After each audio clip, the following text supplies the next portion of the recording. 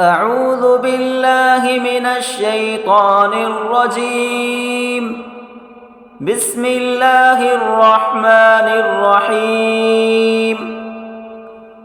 تبارك الذي جعل في السماء بروجا وجعل فيها سراجا وقمرا منيرا، وهو الذي جعل الليل والنهار خلفة لمن أراد أن يذكر أو أراد شكورا.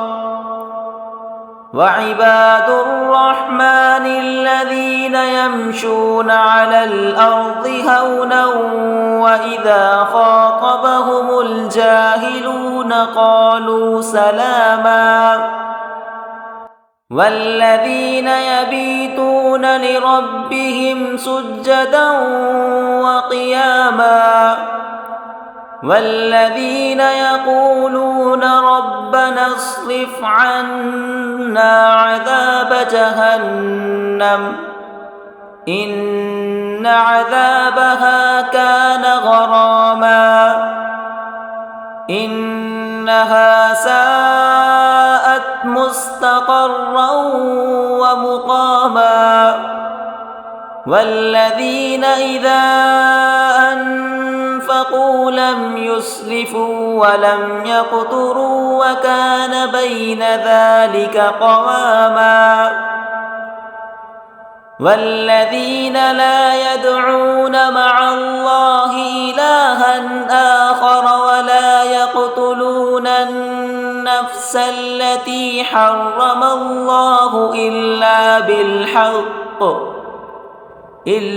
بالحق ولا يزنون، ومن يفعل ذلك يلقى أثاما يضاعف له العذاب يوم القيامة ويخلد فيه مهانا إلا من تاب وآمن وعمل صالحا فأولئك يبدل الله سيئاتهم حسنات وكان الله غفورا رحيما.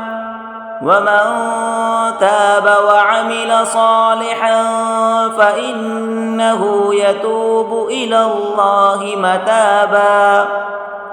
والذين لا يشهدون الزور وإذا مروا باللغو مروا كراما. والذين إذا ذكروا بآيات ربهم لم يخروا عليها صما وعميانا. والذين يقولون ربنا هب لنا من أزواجنا وذرياتنا قرة أعين وجعلنا للمتقين إماما.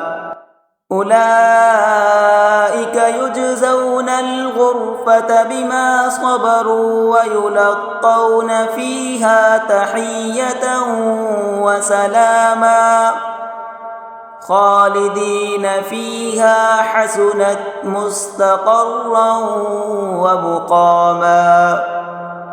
قل ما يعبأ بكم ربي لولا دعاؤكم فقد كذبتم فسوف يكون لزاما. صدق الله العظيم.